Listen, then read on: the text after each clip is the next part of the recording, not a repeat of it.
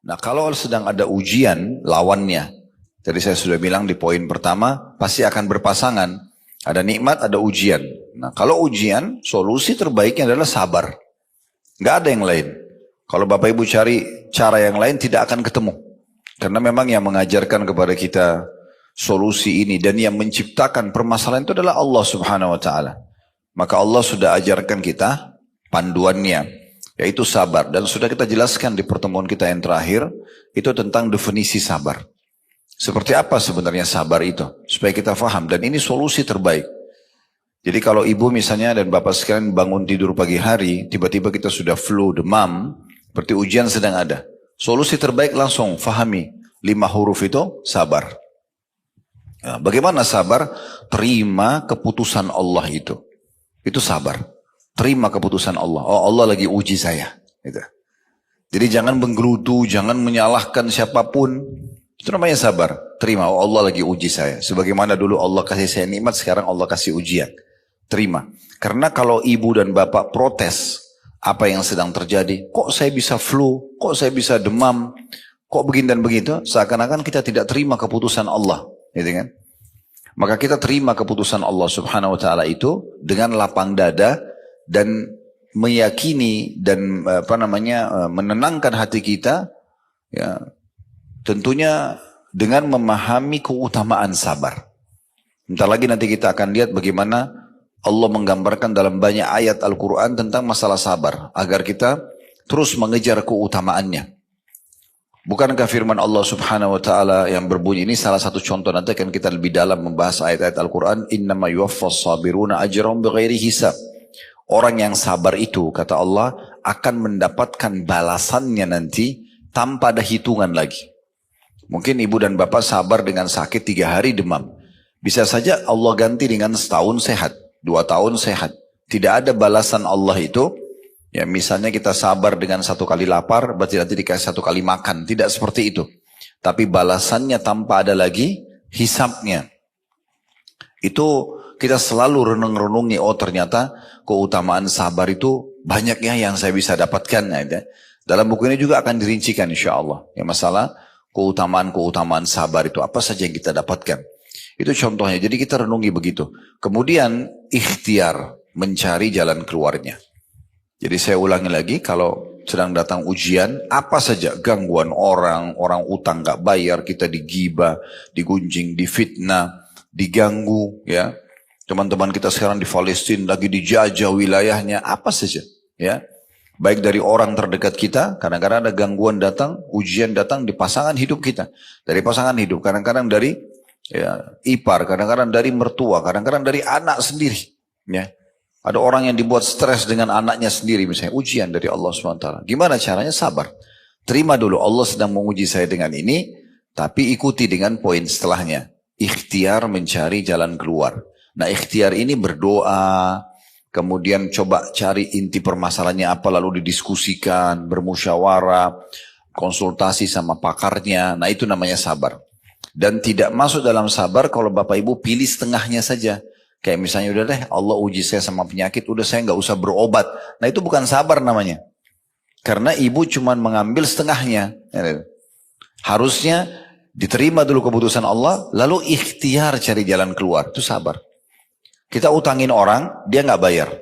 Bukan berarti ya sudahlah dia nggak mau bayar, saya nggak usah nagih. Nggak nagih, nggak apa-apa. Tagih lagi, ingatkan lagi. Nggak ada masalah. Dia belum bayar, nggak apa-apa. Terima sebagai keputusan Allah. Berarti kita tagih lagi. Ya, seperti itulah. Berapa tahun pun dia tidak bayar, nggak ada masalah. Bagi kita itu adalah ujian dari Allah. Toh kalau kita pertemukan total utang itu dengan rezeki yang Allah kasih dari oksigen yang kita bisa hirup. Tiap hari kita makan, minum, umur masih dikasih. Mungkin pasangan hidup ada, anak-anak ada. Sebenarnya jauh lebih besar daripada ujian yang sedang datang. Dan sebagai seorang muslim kita dianjurkan untuk meyakini semua ujian akan ada akhirnya. Fa inna ma'al usri yusra. Di setiap kesulitan Allah berfirman dari 1400 tahun yang lalu akan ada kemudahan. Coba Bapak Ibu renungi deh dalam hidupnya selama ini apa yang pernah dilalui dari ujian. Dan lihat waktu pertama, ingat waktu pertama kita ditimpa, kita merasa seperti sudah tidak ada jalan keluarnya. Mentok di situ. Tapi ternyata beberapa waktu kemudian selesai. Berapa banyak permasalahan kita dalam hidup sehari-hari dari hal yang kecil. Lapar, lalu hilang laparnya. Haus, lalu hilang hausnya. Ngantuk, capek, lalu kita hilang. Kita pernah sakit flu, demam, sakit gigi, terus hilang gitu kan. Gangguan orang terus kita ini. Terus keadaan ekonomi mungkin terpuruk, terus tiba-tiba jadi membaik. Berapa banyak permasalahan dalam hidup kita yang harusnya jadi pelajaran dan pengalaman hidup. Ternyata kita temukan jalan keluarnya. Kenapa pada saat datang ujian sekarang setelah punya pengalaman sekian kali, kita masih bergerutu, masih berkeluh kesah. Toh kita tahu ternyata ada yusrahnya. Setelah usr, ada yusrah. Setelah kesulitan, ada kemudahan. Itu pasti. Dan Allah ulangi 2 kali. Inna ma'al usri yusra. Pasti. Di setiap kesulitan ada kemudahan. Tinggal siapa yang beruntung. Karena pada saat ujian sedang datang, dia terima sebagai putusan Allah. Sehingga dia mudah melaluinya dan akhirnya maksimal meraih pahala. Karena ibu dan bapak sekarang kalau sedang diuji sama Allah, misalnya kita bangun tidur tadi tiba-tiba flu. Kita mau ngoceh bagaimanapun, tetap harus dilalui. Mau nggak mau? Kan gitu. Jadi nggak ada manfaatnya kita gerutu itu nggak ada manfaatnya. Nggak memberikan apa-apa buat kita. Gitu kan? Makanya Umar bin Khattab saya ingatkan kembali berkata statement yang menarik sekali. Beliau mengatakan orang diuji itu melalui, atau ada 2 jenis orang yang diuji. Yang pertama yang sukses, yang kedua gagal. Yang sukses ini adalah orang yang bisa menerima keputusan Allah itu. Maka dia akan dapat pahala. Karena dia tahu ini Allah melihat dia. Allah mengetahui ujian tersebut. Maka dia dapat pahala. Yang kedua dia mudah melaluinya. Karena dia tahu ini ujian, dia lalui saja. Dia nikmati prosesnya. Dan juga dia akan temukan jalan keluarnya. Ini yang sukses. Yang kedua gerutu. Nggak bisa nerima. Kenapa ini, kenapa itu, semua orang disalahkan. Dia tidak kembali kepada akidah, keyakinan sebagai seorang muslim. Dan Allah sudah datangkan ujian. Yang ada di depan kita ini cuma penyebab saja. Maka dia akan dapat dosa, karena dia pungkiri takdirnya Allah. Dia sulit melaluinya. Karena dalam proses melaluinya semuanya ngeluhkan. Kenapa. Gitu. Kalau diuji setahun terus dia gerutu. Dan dia tidak akan menemukan jalan keluarnya. Jadi nggak ada pilihan memang kita kalau ada ujian.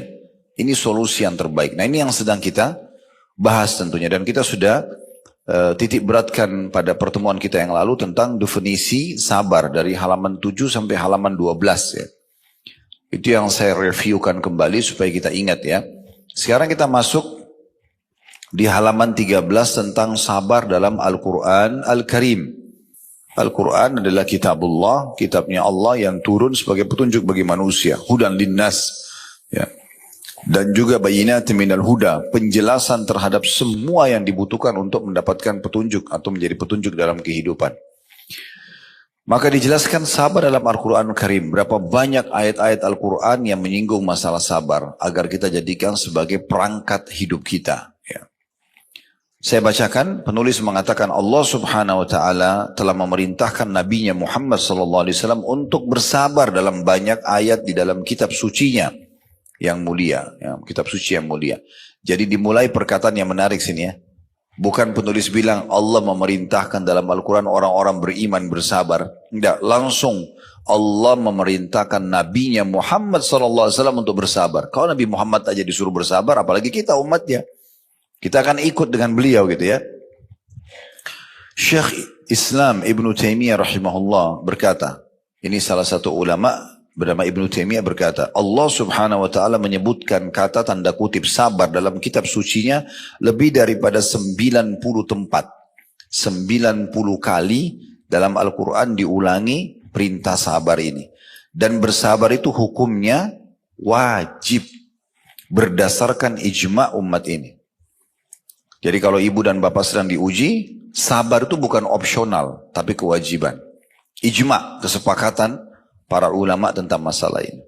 Karena kalau tadi sudah saya jelaskan, kalau ibu dan bapak juga tidak sabar, nggak akan dapat solusinya. Nggak ada solusi lain. Gitu kan? Dan sudah kita jelaskan tadi bagaimana definisi sabar itu.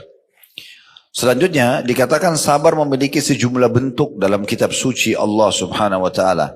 Ini disebutkan oleh Imam Al-Hafidh Ibn Qayyim rahimahullah. Ibnu Qayyim juga nama seorang ulama dan ini muridnya Ibnu Taimiyah tadi. Dalam kedua kitab beliau, Udda Sabirin dan Madarijis Salikin. Dan di sini kata penulis saya ingin menyebutkan sebagian darinya sebagai contoh. Yang pertama, bahwasanya Allah Subhanahu wa taala menggantungkan kepemimpinan di dalam agama Islam dengan sabar dan yakin. Mau jadi pemimpin memang harus sabar. Banyak ujiannya. Ya. Setiap sesuatu atau fasilitas yang kita inginkan akan ada ujiannya. Ya. Sehingga tidak semudah itu yang kita bayangkan bisa kita dapatkan lalu kita melaluinya tanpa ada ujian sama sekali. Ya. Dan harus diikuti dengan keyakinan di dalam hati kepada Allah Subhanahu wa taala. Sebagaimana Allah sebutkan dalam surah Sajadah ayat 24. Itu disebutkan di poin pertama di halaman 14 ya. Yang berbunyi Allah Subhanahu wa taala berfirman wa ja'alna minhum a'immatan yahduna bi amrina lamma sabaru wa kanu bi ayatina yuqinun. Dan kami jadikan di antara mereka itu pemimpin-pemimpin yang memberi petunjuk dengan perintah kami selama mereka bersabar dan mereka meyakini ayat-ayat kami. Jadi ada dua hal yang digabungkan di sini. Kalau mau jadi pemimpin, kata kunci kesuksesannya adalah tadi bersabar dan juga penuh keyakinan bahwasanya Allah Subhanahu wa taala tidak datangkan ujian tersebut kecuali dengan hikmahnya. Kalau ibu masih ingat pernah saya sampaikan Bapak Ibu sekalian, ada diriwayatkan beberapa sahabat Nabi dan itu bahkan dinukil dari seorang sahabat Nabi pada saat mereka lagi disiksa di Mekah. Ini lagi digebukin. Lalu orang-orang kafir Quraisy dalam kondisi orang-orang muslim ini berdarah, terikat, terzalimi luar biasa. Sampai Nabi Muhammad SAW sendiri gak bisa buat apa-apa pada saat itu karena belum punya kekuatan. Maka waktu orang-orang kafir ini mengatakan, kami akan memberhentikan siksaan kami hari ini bukan karena kasihan sama kalian, tapi karena kami sudah jenuh. Besok kami akan kembali siksa kalian lagi. Apa jawaban orang-orang muslim dalam kondisi tergeletak, diikat? Itu luar biasa iman mereka pada saat itu. Mereka mengatakan, sesungguhnya Allah lah yang mendatangkan kalian kepada kami untuk melakukan ini sebagai ujian buat kami. Maka kami akan bersabar. Mereka sabar, mereka nikmati prosesnya. Itu luar biasa. Sampai Nabi SAW mengatakan sesungguhnya orang-orang beriman itu akan menyukai prosesi ujian itu sebagaimana kalian menyukai kenikmatan. Jadi mereka tahu kalau ada ujian itu akan ada datang banyak sekali pahala. Dan juga seperti orang kalau lagi ujian seperti apa sih? Kalau di sekolah ujian akan naik kelas. Orang kalau di kantor ikut pelatihan ujian akan naik jabatan. Nah seperti itu. Sebenarnya di ujung jalan itu ada sesuatu yang besar yang Allah janjikan. Apa saja yang Bapak Ibu sedang melalui sebuah ujian, yakinlah di ujungnya itu ada sesuatu yang Allah siapkan. Tinggal kita berhasil atau tidak. Ya, itu poin yang perlu kita garis bawahi. Imam Sufyan Ats-Tsauri rahimahullah berkata, dengan kesabaran dan keyakinan, niscaya dapat diraih kepemimpinan dalam Islam. Dan Allah buktikan itu. Nabi Muhammad SAW bersabar 13 tahun. Beliau pada saat melihat Sumayyah radhiyallahu anha, ini wanita pertama mati syahid dalam Islam. Dia dulu terposisikan sebagai budaknya Abu Jahal. Sama suaminya bernama Yasir, dua-duanya beriman kepada Nabi SAW, berikut dengan anak dia, anak mereka namanya Ammar. Semua ini sahabat yang mulia. Ammar waktu itu kalau tidak salah masih umur 9 tahunan. Ya. Maka Sumayyah ini dalam kondisi hamil, Abu Jahal pegang tombak kecil, dan dia berkata, hai Sumayyah, tinggalkan agamanya Muhammad, atau kalau tidak saya akan tusuk perutmu dengan ini. Ini orang lagi hamil, mau ditusuk perutnya, dan di bawah terik matahari lagi diikat kedua tangan dan kakinya. Maka Sumayyah mengatakan, saya tidak akan meninggalkan agama Allah. Tetap aja. Lalu Abu Jahal menusuknya. Mati syahid gitu. Kemudian Yasir berusaha mau bela istri yang gak bisa. Dibunuh juga oleh Abu Jahal. Waktu Nabi SAW lewat, karena belum punya kekuatan. Maka apa jawaban beliau? Sabran ala Yasir fa inna mau'idakumul jannah. Sabarlah keluarganya Yasir. Karena janji kalian, jawaban kalian ini adalah surga. Dan orang-orang yang merasakan siksa, gangguan. Kita kasih contoh siksaan begini supaya nanti yang lain-lain ini hanya sekedar gosipan dari orang, hanya sekedar utang belum bebas. Itu kecil. Lihat teman-teman kita di Palestina, tuh rumahnya hancur. Ya. Bagaimana keluarga mereka mati depan mata mereka. Berita terbaru kemarin ada satu bapak, istrinya sudah meninggal. Empat anak perempuannya masih kecil-kecil semua, masih beda-beda setahun. Ya. Dari 14 tahun sampai 10 tahun, semuanya meninggal depan mata dia. Dia dibungkus kain kafan, mati semuanya gitu kan. Tapi mereka subhanallah lalui dengan terima gitu. Mereka tetap mempertahankan wilayah mereka, mereka merasa mereka punya hak, mereka laluin. Ada satu bapak, jawabannya luar biasa gitu. Di belakang bangunan rumahnya yang sudah runtuh, di situ toko dia, di situ rumah dia dulu, keluarganya sudah meninggal semua, tinggal dia sendiri. Ditanya oleh seseorang diwawancarai, kenapa, bagaimana caranya anda lalui ini? Dia bilang ini takdirnya Allah. Allah sedang mendatangkan ujian ini kepada kita. Gitu. Lalu bagaimana dengan keluarga yang sudah meninggal? Mereka sudah mendahului saya ke surga. Saya juga akan menyusul. Bagaimana dengan harta kalian? Harta anda yang sudah hancur semua ini. Rumah hancur, toko-toko hancur. Dan di Gaza sudah nggak bisa mau hidup apa. Gaza itu sekarang sudah divonis kota nggak layak huni udah. Nggak ada apa-apa, hancur semuanya. Gitu kan. Tapi dia mengatakan, bukankah Allah sudah menjanjikan rezeki buat hambanya? Tidak mungkin orang meninggal sampai semua rezekinya diberikan. Maka saya tahu rezeki saya akan datang. Tidak mungkin luput, gitu kan? Dan saya akan terus melalui kehidupan ini sampai ajal datang. Jadi orang yang sudah faham itu beda. Orang yang sudah faham, dia beda, dia bisa melaluinya. Karena sekali lagi kalau ujian sedang datang, kita nggak punya opsi lain. Kalau kita bangun sakit, atau kita lagi di jalan tiba-tiba ban mobilnya pecah, atau apalah ya, gangguan tiba-tiba datang, itu kita tidak punya opsi lain. Kecuali tadi kita menerima sebagai keputusan Allah, kemudian kita ikhtiar. Kita cari jalan keluar. Ingat, menagih utang, melaporkan ke pihak keamanan, itu masuk dalam sabar ya. Sebagai bentuk ikhtiar kita. Nah, seperti itulah. Kemudian yang kedua, Allah subhanahu wa ta'ala menjelaskan bahwasanya sabar bersama takwa termasuk di antara sebab-sebab kemenangan dan keteguhan. Kalau tadi di poin pertama, sabar dengan keyakinan. Yakin Allah tidak datangkan ujian ini kecuali dia tahu ujian ini memang bisa saya lalui gitu kan. Maka seperti juga tanda kutip ya, panggilan dari Allah untuk ayo lebih dekat diri kepada saya akan kasih kamu jalan keluar gitu ya. Karena kita kalau lagi diuji Bapak Ibu sekalian, kita lebih mudah menangis, lebih mudah untuk mau khusyuk dalam sholat gitu kan. Oh lebih luar biasa dalam doanya. Mungkin kalau kita lagi sehat-sehat saja tidak bisa kita berdoa seperti itu. Sedahsyat kita kalau sedang ada ujian gitu ya. Jadi Allah sedang tarik kita untuk dekatkan diri kepada dia. Tinggal minta, karena yang ciptakan kita Allah, yang ciptakan ujian itu Allah, dan bisa memberikan jalan keluar hanya Allah, maka Allah akan kasih. Selesai, sesederhana itu sebenarnya ya. Dan di poin kedua ini adalah digabungkan antara sabar dan ketakwaan. Maksudnya, kalau justru datang ujian, selain kita jadikan sabar, terima sebagai keputusan Allah dan ikhtiar cari jalan keluar, itu supaya ibu dan bapak bisa segera mendapatkan jalan keluarnya, solusi terbaiknya bertakwa. Artinya justru di saat-saat genting itu lebih dekat kepada Allah, lebih patuh kepada Allah. Ya, bukan justru kita makin melanggar. Ya, harusnya kita lebih dekatkan diri kepada Allah Subhanahu Wa Taala. Sebagaimana Allah berfirman dalam surah Al-Imran ayat 120, wa in tasbiru wa tattaqu la yadurrukum kaiduhum syai'a. Jika kalian bersabar dan bertakwa, takwa artinya patuh, mengerjakan apa yang Allah perintahkan, meninggalkan apa yang Allah larang, niscaya tipu daya mereka sedikit pun tidak mendatangkan kemudaratan kepada kalian. Jadi apa yang orang niat buruk kepada Bapak Ibu tidak akan berhasil, gitu ya.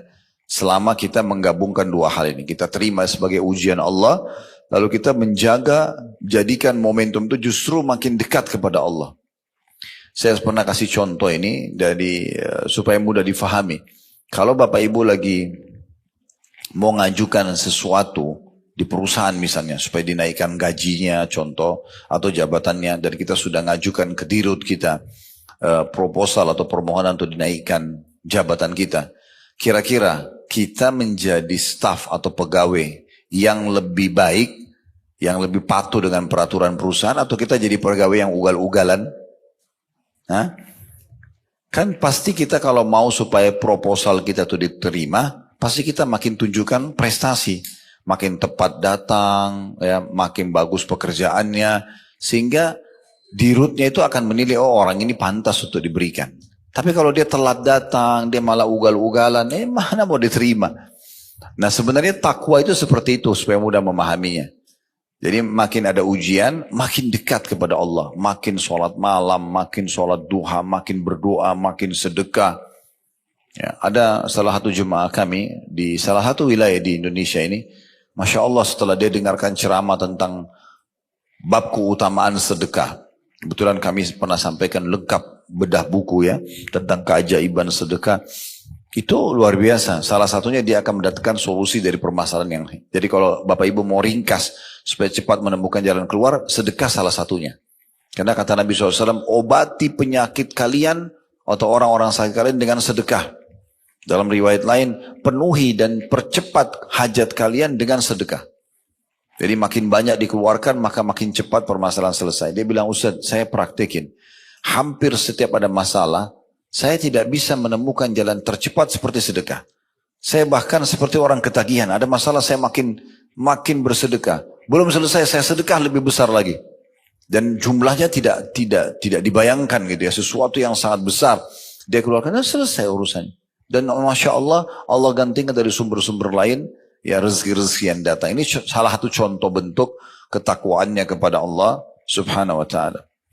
Di sini kata beliau, perhatikanlah apa yang terjadi pada Nabi Yusuf alaihissalam berupa kemuliaan dan kekuasaan mapan di muka bumi. Sedangkan peristiwa yang terjadi padanya di istana Al-Aziz atau penguasa Mesir pada saat itu, semuanya dengan sebab kesabaran dan ketakwaan beliau kepada Allah subhanahu wa ta'ala. Sebagaimana Allah gambarkan dalam surah Yusuf ayat 90, innahu may yattaqi wa yasbir fa innallaha la yudhi'u ajral muhsinin. Sesungguhnya barang siapa yang bertakwa dan bersabar, maka sesungguhnya Allah tidak menyia-nyiakan pahala orang-orang yang berbuat baik. Surah Yusuf surah yang paling masyhur dalam Al-Quran karena Allah mengatakan di dalamnya ada kisah yang terbaik. Dia masih kecil, saudara kandungnya sendiri yang merasa hasad dengan dia, kenapa Nabi Yakub lebih perhatian, maka akhirnya dia dilempar di sumur dalam kondisi dia masih kecil. Dan dia terima itu sebagai sebuah keputusan. Nabi Yusuf tahu ini adalah ujian.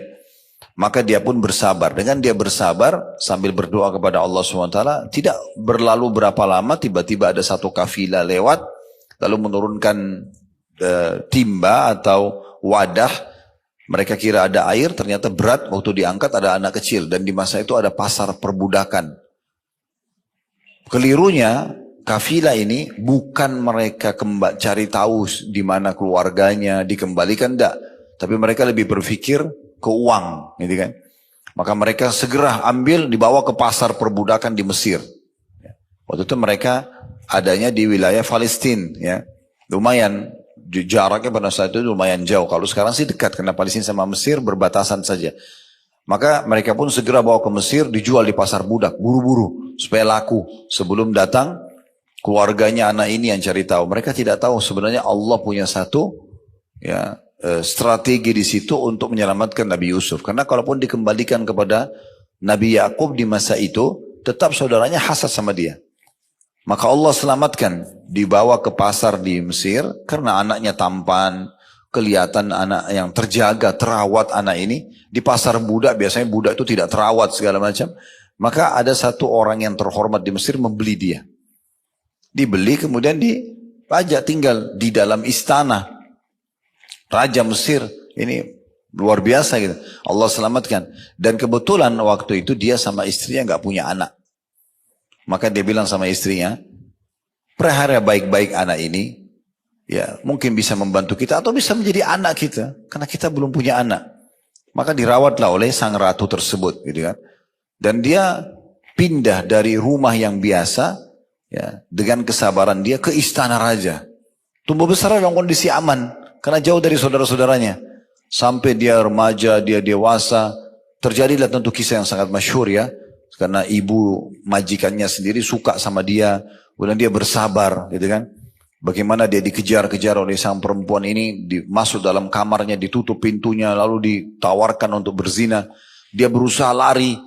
Menghindari wanita ini sampai wanita itu menarik baju dari belakang sehingga sobek baju tersebut.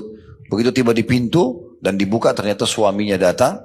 Lalu dia dengan gampangnya mengatakan apa balasannya bagi orang yang mau mengganggu istrimu. Lalu si raja ini bingung mau pecahkan bagaimana permasalahannya. Lalu Nabi Yusuf mengatakan bukan saya, dia yang menawarkan dirinya. Saya tidak pernah mengganggu seperti ini. Nah untung si raja ini bijak. dia pun memanggil orang yang bijaksana di istana itu, suruh bagaimana menghakimi keadaan ini. Maka dikatakan kalau dilihat saja bajunya Yusuf, kalau baju Yusuf sobek dari depan, berarti betul dia mau mengganggu, perempuan itu mau menyelamatkan diri. Tapi kalau bajunya sobek dari belakang, berarti betul dia yang dikejar. Tapi dia lari, ternyata ditemukan memang baju Yusuf sobek dari belakang. Maka sang raja mengatakan, sesungguhnya ini tipu daya kalian. Beristighfarlah, wahai para wanita, istighfarlah kepada Allah, gitu kan? Kemudian Nabi Yusuf pun ya disuruh pergi, tetap dengan kondisi dan di kamar dia di istana itu, tapi karena ya istri raja ini tetap menginginkan dia, dan tersebar berita di saat itu di satu Mesir kalau ternyata dia disukai oleh si ratu ini, menyukai anak angkatnya sendiri. Baru mereka mulai bicara lah para perempuan ini, sepertinya ada masalah ini secara kejiwaan nih. Kenapa bisa ratu suka dengan anaknya sendiri? Karena waktu itu belum ada foto, belum ada kamera, orang tidak tahu Nabi Yusuf ini seperti apa. Karena si ratu ini ingin menunjukkan kalau ini bukan salah saya loh. Yusuf ini terlalu tampan gitu. Maka bisa menggoda. Akhirnya dia undang semuanya, istri-istri pejabat pada saat itu di istananya, kemudian disiapin buah sama pisau. Lalu setelah mereka duduk semuanya menunggu hidangan, Yusuf disuruh keluar. Lewat aja depan ibu-ibu tersebut, mereka karena tampannya sampai potong tangannya sendiri. Ya. Tentu mungkin tidak masuk di akal kita kalau sekarang. Tapi perlu Bapak Ibu tahu memang Nabi SAW mengatakan sungguhnya Yusuf diberikan setengah ketampanan dunia. Jadi semua laki-laki digabung di muka bumi ini, yang tampan-tampan saja ditaruh di satu sisi, Yusuf sebelahnya, Yusuf tetap lebih tampan gitu. Ini luar biasa. Kita tidak bisa bayangkan sampai para ibu-ibu itu mengatakan ini malaikat ini. Ini bukan manusia. Entah gimana sudah tampannya beliau. Dan Nabi Muhammad SAW sendiri mengatakan waktu bertemu dengan Yusuf di kejadian Isra dan Mi'raj, sungguh memang betul dia diberikan setengah ketampanan dunia. Ya. Kemudian mereka mengatakan, oh ini malaikat bukan manusia. Ratu itu menimpal, itu tujuan dia. Inilah yang membuat saya tergoda. Kalian ngomong seenaknya aja, belum lihat orangnya gitu.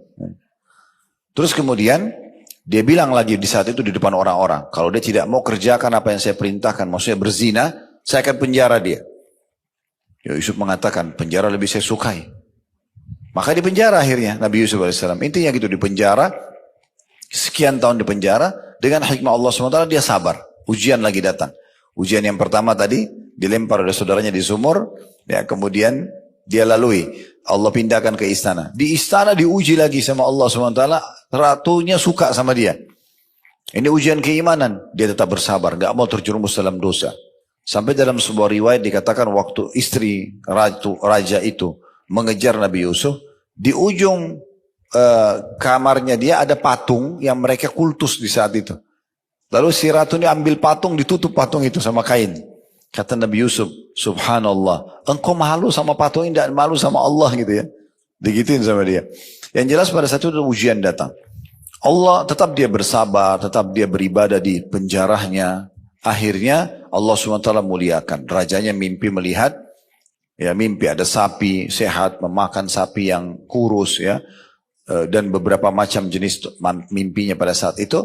Lalu ditanya pada para pemusyawarah penasihat, tidak ada yang bisa. Lalu mereka isyaratkan kepada Yusuf, karena sebelumnya ada dua orang yang datang ke penjara menanyakan tentang takwil mimpi. Nabi Yusuf terkenal sebagai orang soleh di penjara dan bisa menakwilkan mimpi.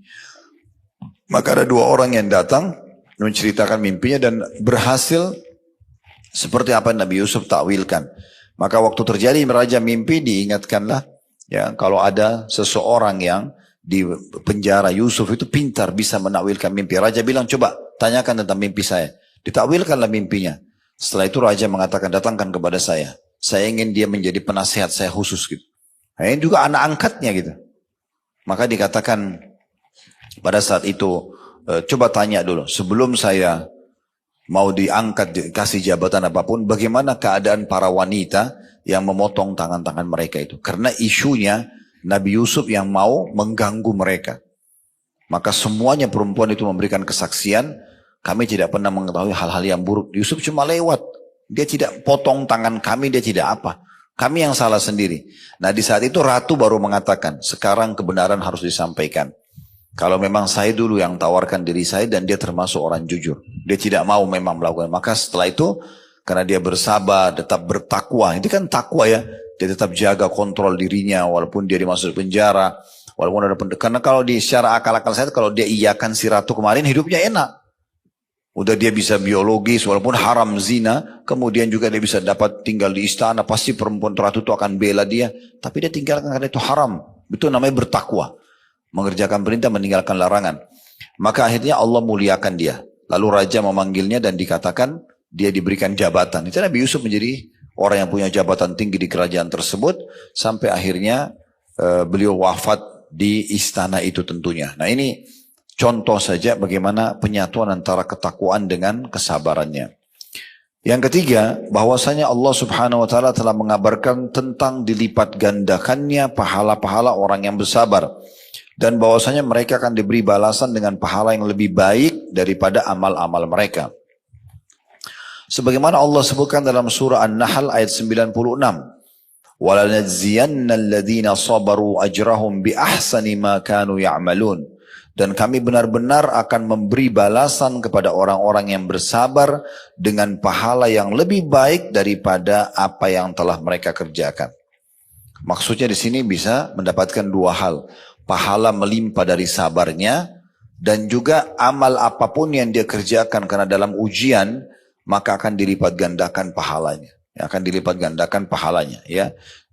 Jadi beda pahala orang yang beribadah di saat sedang ada ujian sehingga dia melaluinya dengan sabar dengan orang yang sedang tidak diuji ya. Intinya makin berat sebuah ujian dan kita tetap beribadah maka makin besar pahalanya. Makanya kata Nabi SAW, inna idhamal ajri ma'idhamil bala. Sesungguhnya besarnya kadar pahala sesuai dengan besarnya kadar ujian itu datang. Tidak mungkin sama orang yang sholat subuh di Indonesia, misalnya rumahnya dekat masjid ini, jalan kaki, dengan orang yang di Rusia sekarang misalnya musim dingin, dinginnya -5, -10, tapi tetap ke masjid. Saya teman-teman kita muslim, Masya Allah di Rusia itu lagi salju, penuh semuanya. Mereka tetap sujud di salju itu. Ya. Mereka tetap sholat subuh dingin sekali. Itu beda pahalanya. Karena ujiannya lebih berat gitu ya. Jadi kalau ibu dan bapak mengerjakan sebuah perintah agama dan melalui satu proses yang berat. Kita ngantuk banget. Tapi ingin sholat malam. Lalu kita tetap berusaha sholat. Ya. Dengan orang yang memang tidak bisa tidur. Kemudian dia sholat malam. Itu beda pahalanya. Ya, sudah beda. Begitu juga dengan ujian. Sama. Orang yang ringan, beda pahalanya dengan orang yang sedang, ujiannya orang yang berat. Itu beda semua. Akan ada sesuai dengan kadar ujian itu datang. Kemudian yang keempat, Allah Subhanahu wa taala menjadikan sabar termasuk urusan yang wajib ditekadkan. Yang seharusnya bagi setiap muslim laki-laki maupun perempuan bersandar kepadanya dan berusaha untuknya. Kita selalu menggunakan sabar sebagai perangkat kita. Sebagaimana dalam surah Asy-Syura ayat 43 Allah SWT berfirman, "Walaman sabara wa ghafara inna dzalika lamin azmil umur." Tetapi barang siapa yang bersabar dan memaafkan, sungguhnya yang demikian itu termasuk urusan yang wajib dibulatkan tekadnya untuk dilakukan. Jadi kalau misalnya ibu punya dua opsi ya bagi orang yang berbuat zalim kepada kita. Opsi yang pertama pernah saya jelaskan itu, ibu murni dan bapak sekalian dendam. Ada orang gosipin kita, ada orang fitnah kita, ada orang ambil hak kita. Udah kita dendam. Ya Allah butain matanya. Misal. Pincangin kakinya. Apalah. Matikan dia. Contoh. Karena dia terasa terdolimi banget. Hartanya diambil misalnya. Atau dia disakiti, dirusak nama baiknya. Bisa. Dia terdolimi. Karena orang yang terdolimi tidak ada hijab antara dia sama Allah. Bisa diterima doanya. Tapi ini murni balas dendam Bapak Ibu sekalian. Allah kabulkan matanya buta. Bisa dapat apa? Gak ada. Cuma dendam saja. Bolehkah? Boleh. Karena dia terzalimi. Haknya dia. Gitu kan? Tetapi ada opsi yang lebih baik. Ibu dan bapak doakan agar dapat hidayah. Supaya dia dapat hidayah. Dia tahu kesalahannya. Dan kemudian Allah ubah dia. Dari sifat buruk itu menjadi sifat yang baik misalnya. Kalaupun dia utang. Supaya dia bayar. Dia bayar utangnya nih. Dia tersentuh secara keimanan. Kita tidak tahu bagaimana cara Allah. Mungkin kebetulan dia hadir di masjid dekat rumahnya. Lalu dia dengar ceramah. Lalu dia tersentuh. Dia merasa ya dia harus kembalikan hak kita misalnya. dan setelah itu dia dapat petunjuk, dia bisa menjadi orang yang soleh atau soleha, maka kita panen pahalanya. Itu juga lebih baik dibandingkan kita hanya sekedar dendam saja. Nah, seperti itu yang dimaksud di sini.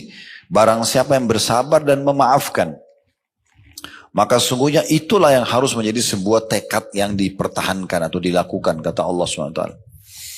Yang kelima, Allah SWT menggantungkan keberuntungan pada sabar. Tidak ada orang sabar yang rugi, tidak ada. Jadi jangan pikir, saya kalau sabar saya rugi. Enggak rugi, justru untung. Ya, kalau orang sabar itu untung. Sekarang ada orang caci maki Bapak Ibu sekalian, caci maki, Bapak Ibu nggak layani. Sebenarnya kita beruntung itu. Kita jadi nggak emosi, kita jadi nggak dapat dosa. Malah dia dapat dosa, kita dapat pahala karena kita coba bersabar, gitu kan? Itu berbeda. Karena selama kita tidak membalas seseorang yang menyerang kita, maka kita akan terus panen pahala. Baik dari dia, dari pahala-pahala dia akan diberikan kepada kita, atau memang Allah SWT akan berikan kita catatan pahala tambahan di buku amal kita. Allah SWT memastikan bahwasanya keberuntungan, kemenangan pasti didapatkan dengan kesabaran. Dalam surah Al-Imran ayat 200, Ya ayyuhalladzina amanu sabiru wasabiru warabitu wattaqullaha la'allakum tuflihun. Ini ayat terakhir dalam surah Al-Imran, karena Al-Imran surah nomor 3 itu 200 ayat. Nah, ini ayat ke-200-nya. Wahai orang-orang yang beriman, bersabarlah kalian. Terus Allah bilang lagi apa? Dan kuatkan kesabaran kalian. Jangan cuma sabar sekali. Jangan cuma sabar sehari. Atau sabar di awal saja, pertengahan lalu kendor. Tidak, kuatkan sabar itu sampai selesai permasalahannya. Dan tetaplah bersiap siaga di perbatasan negeri kalian. Dan bertakwalah kepada Allah supaya kalian beruntung. Mana beruntung? Diberikan kemenangan. Ya. Yang keenam, Allah SWT memuji hamba-hambanya karena bersabar, sebagaimana dia memuji Nabi Ayyub alaihissalam. Artinya dipuji di sini Allah menjadikan atau memberikan balasan maksimal kepada dia, solusi maksimal bagi dia, gitu kan? Sebagaimana Allah ceritakan Nabi Ayyub. Kalau Bapak Ibu pernah dengar ada istilah kita di Indonesia itu sabar Ayyub, ya. Karena Nabi Ayyub ini sangat penyabar. Jadi kalau mau sabar, sabarlah seperti Nabi Ayyub, karena sabarnya luar biasa, gitu ya. Allah menyebutkan dalam surah Shad ayat 44, Inna wajadnahu sabira ni'mal abd innahu awwab. Sesungguhnya kami dapati dia Ayyub seorang yang sabar, dia adalah sebaik-baik hamba, sesungguhnya dia amat taat kepada Tuhannya. Ini yang saya ketahui ya, sebatas ilmu saya. Nabi Ayyub alaihissalam itu dia menikah, awal pernikahan dia 20 tahun pertama. 20 tahun pertama, semuanya kenikmatan. Semuanya, tidak pernah ada masalah. Bahkan Allah karuniahi dia 12 orang anak dari istrinya ini laki-laki semua. Semuanya tampan-tampan, semuanya pintar-pintar, ya, laki-laki semuanya. Nabi Ayub sendiri tampan, tokoh masyarakat, seorang nabi, kaya raya, istrinya juga cantik, sempurna. Pokoknya kehidupan mereka ideal sekali. 20 tahun. Tahun atau hari pertama tahun 21, Allah Subhanahu wa taala datangkan ujiannya dalam 3 hari, Bapak Ibu sekalian. Ujian datang dalam 3 hari, habis semuanya. Hari pertama ujiannya, 12 orang anak laki-lakinya lagi makan di satu ruangan, kayak ruang itu, rubuh atapnya, mati semua. 12 anak laki-lakinya mati semua dalam 1 hari. Bukan 1-2 ya, 12-nya semua. Dalam 1 hari, tidak punya anak langsung. Habis ceritanya. Kan orang mungkin mati anaknya 1-2, ini 12-nya semua mati. Hari kedua, Allah Subhanahu wa taala datangkan hama di perkebunan dan peternakannya, habis semua. Hari kedua jadi miskin, gak punya apa-apa. Karena masa itu kekayaannya di harta hewan ternak dan perkebunannya, habis semua.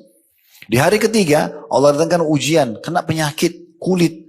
Ya, semua orang menjauh dari Nabi Ayyub karena takut tertular. Padahal dia itu nabi, dia harus berdakwah kan gitu. Tapi datang ujian. Nabi Ayyub tidak mengucapkan satu kata, bukan lagi gerutu banyak, satu kata mengeluh kenapa ya Allah, nggak ada. Jadi nikmat aja prosesnya. Dalam 3 hari habis nggak punya anak, habis nggak punya harta, juga kena penyakit yang menular lagi. Ini luar biasa.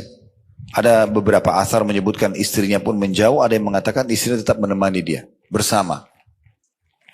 Maka berjalan sampai kurang lebih 18 tahun. 18 tahun begitu keadaannya. Nggak punya anak, nggak punya harta, ya, dan juga kena penyakit yang menular.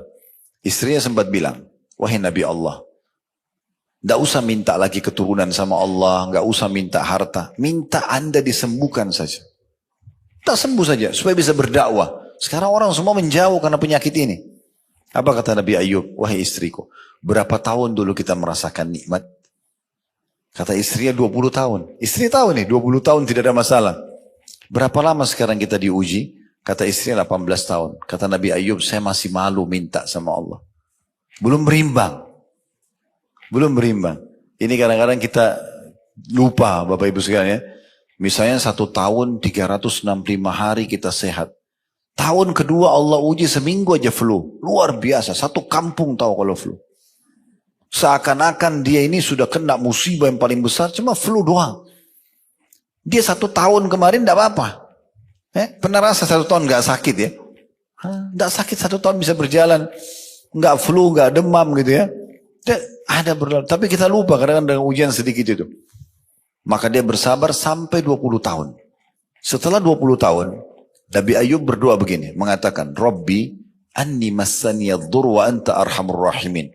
Wahai Tuhanku, Engkau telah menimpahkan padaku ujian ini, penyakit ini. Dia cuma sebutkan penyakit ya. Tapi Engkau zat yang maha penyayang. Apa maknanya? Wa anta arhamur rahimin, dan Kau zat maha penyayang. Artinya kalau Kau mau sembuhkan silakan ya Allah. Kalau Kau masih mau uji saya terima. Coba bayangkan luar biasa sabar. Setelah 20 tahun. Dia nggak bilang, ya Allah nih 20 tahun sudah berimbang dong. Harusnya enggak. Kalau engkau ingin, silahkan ya Allah. Sembuhkan. Kalau mau uji lagi saya masih sabar. Apa yang terjadi Bu? Ini perhatikan buah sabarnya ya. Disebutkan dalam riwayat-riwayat tentang masalah ini. Pada hari itu Allah kabulkan. Yang paling pertama Allah hilangkan penyakitnya. Allah munculkan sumber mata air di dekat ranjangnya beliau. Disuruh oleh Allah SWT mandi dengan air itu, hilang penyakitnya. Dipakai sama Nabi Ayub, mandi. Hilang semua. Bahkan Nabi Ayub jauh lebih tampan, lebih bersih dari 20 tahun yang lalu.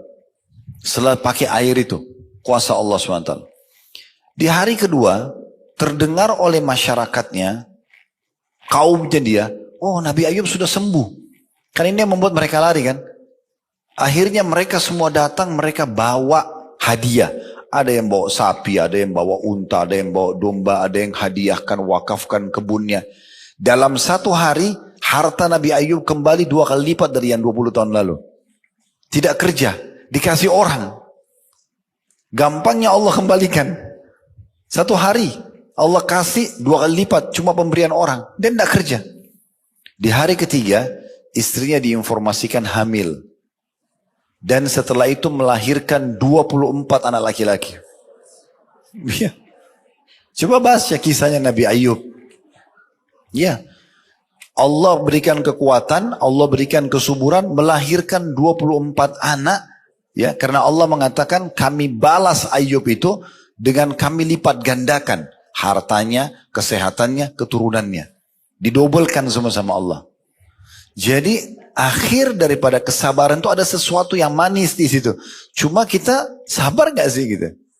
Kita sabar gak melaluinya? Nah seperti itulah. Orang kan kalau mau ujian, kita dulu waktu masih SD, SMP, SMA mau naik kelas, kan harus ujian belajar ya. Tapi buahnya apa? Kalau kita belajar ranking 1 misalnya, oh itu luar biasa bahagianya. Orang tua juga bangganya karena ditulis angkanya dengan pulpen warna hitam gitu ya. Kalau di tahun 90-an dulu, 80-an begitu dulu ya. Kalau sekarang saya tidak tahu sudah seperti apa, tapi gitu. Dibandingkan ditulis angka merah, malu ngeliatin raportnya sama orang tuanya gitu ya. Jadi memang ujung ujian itu ada sesuatu yang menunggu kita. Tinggal kita mau melalui proses. Enaknya itu sebagai seorang muslim Bapak Ibu sekalian, kita sudah dapat bocorannya. Bocoran sudah ada ini. Dari awal siapa yang manusia diciptakan, lalu prosesi nabi-nabi datang, kitab-kitab turun, kaum yang beriman selamat, kaum yang kafir begini. Selama kita hidup, panduan hidup kita apa? Mana makanan, mana minuman, mana pergaulan, mana pendapatan yang boleh, tidak boleh. Dan akhir semua ini, nanti kau akan mati ya. Mati itu masuk ke alam barzah kuburan. Kuburan itu taman dari taman surga kalau beriman, atau lubang dari lubang neraka kalau orang kafir. Kemudian akan ada kebangkitan, ditimbang amal hari kiamat. Yang lolos masuk surga. Surga itu begini loh, dirincikan tanahnya, pintu gerbangnya, pohon-pohonnya, bidadari dan bidadaranya, istanahnya, pakaiannya, buah-buahannya, semua rinci. Ya, dirincikan dengan banyak ayat. Ini kalau Bapak Ibu mau kembali di playlist YouTube kami, ada bedah buku Rasulullah SAW cerita tentang surga dan neraka. 30 bab saya bahas tentang surga. Kemarin waktu kami haji, karena lumayan 20-an hari kurang lebih, saya bedah buku ini sampai habis juga untuk jemaah haji. Dan kita sempat online. Saya ulangi kembali 30 bab tentang surga itu, dari pintu gerbangnya, istanahnya, tanahnya, kebun-kebunnya, dipan-dipannya, permadaninya, pakaiannya. Wah, luar biasa udah. Susah sekali digambarkan gitu indahnya gitu ya. Begitu juga dengan neraka. Diceritakan di buku itu sekitar 33 bab. Semua juga sudah kita rincikan. Jadi memang ada balasan yang sangat besar yang Allah Subhanahu wa taala janjikan, tinggal kita ikuti dengan keyakinan ya, bahwasanya memang di ujung setiap ujian itu akan ada sesuatu yang besar. Kemudian 2 poin yang terakhir yang disebutkan ini, poin 7 dan ke poin 8, tentang sabar di dalam Al-Quran ya. Yang ketujuh, Allah Subhanahu wa taala mengabarkan bahwa para malaikatnya akan masuk ke dalam surga, lalu mereka akan mengucapkan salam kepada orang-orang mukmin di dalam surga karena kesabaran mereka. Allah Subhanahu wa taala berfirman, nanti insyaallah, dan saya berharap Allah Subhanahu wa taala betul-betul memberikan kepada kita, dan kita penuh keyakinan Allah akan kabulkan doa itu ya. Semoga Allah menyatukan kita di surga firdausnya tanpa hisab, mana disatukan dalam majlis ilmu kita ini tentunya. Allahumma amin. Dan kita akan saksikan firman Allah ini. Nanti kalau kita sudah masuk ke istana kita di surga, Bapak Ibu sekalian, malaikat akan datang dan mengucapkan ini pada kita. Itu semua karena kesabaran kita. Nanti akan kita jelaskan setelah baca ayat ini, sabar dalam 3 hal ya. Allah berfirman dalam surah Ar-Ra'd ayat 23-24, wal malaikatu yadkhuluna alaihim min kulli bab salamun alaikum bima sabartum fa ni'ma uqbad dar. Yang artinya, dan malaikat-malaikat masuk ke tempat-tempat mereka dari semua pintu, ya maksudnya pintu-pintu surga, sambil mengucapkan selamat atas kalian karena kesabaran kalian. Maka alangkah baiknya tempat kesudahan itu. Maksudnya apa? Surga tempatnya orang-orang yang sabar. Nah, sabar ini dalam 3 hal tadi saya bilang, saya mau sampaikan. Ini pernah kita singgung, tapi saya ingatkan kembali. Yang pertama, Bapak Ibu harus sabar dalam mengerjakan ketaatan. Nah, duduk di majelis ilmu begini butuh sabar. Duduk, dengarin, renungin ya. Terus niatkan mau mengamalkan, itu butuh sabar. Sholat butuh sabar, puasa butuh sabar, sedekah dan zakat butuh sabar, haji umrah butuh sabar, bakti sama orang tua butuh sabar, ngurus anak, melayani suami, ibu-ibu juga butuh sabar, suami memberikan kebutuhan istri butuh sabar. Sabar semua dalam lingkungan kita, sabar dengan cuaca, sabar dengan gangguan orang, sabar. Maka kita sabar yang pertama dalam mengerjakan ketaatan dulu. Untuk mengerjakan ibadah butuh kesabaran. Memang berat, tapi di beberapa keadaan, tapi kita sabari. Yang kedua, sabar dalam meninggalkan dosa. Nah, semua orang di antara kita punya peluang berzina, peluang berbohong, peluang menipu, peluang apalah dosa. Tapi di saat sedang ditawarin oleh syaitan, tolak, sabar. Jangan iyakan. Itu butuh kesabaran. Dan yang ketiga baru sabar terhadap ujian harian kita. Sabar atas ujian harian, ya seperti sakit, gangguan orang, nah itu baru sabar. Nah biasanya yang kita sering dengar di tengah-tengah masyarakat kita, sabar yang ketiga aja nih. Sabar kalau lagi sakit, sabar kalau lagi diganggu orang, gitu-gitu ya. Padahal sebenarnya sabar itu, ini sabar yang ketiga ini hanya akan bisa dilalui dengan mudah kalau kita sudah sabar poin 1 dan poin 2. Sabar di atas ketaatan kepada Allah, sabar meninggalkan dosa, baru kemudian sabar ujian harian itu akan mudah kita lalui. Yang terakhir, yang ke-8 di sini diangkat dari Al-Quran, Allah menjadikan sabar sebagai penolong dan memerintahkan untuk mencari pertolongan dengannya dalam setiap kesulitan yang menimpa seorang hamba. Sebagaimana Allah berfirman dalam surah Al-Baqarah ayat 45, wasta'inu bis-sabri was-salah, dan mintalah pertolongan kepada Allah dengan sabar dan salat.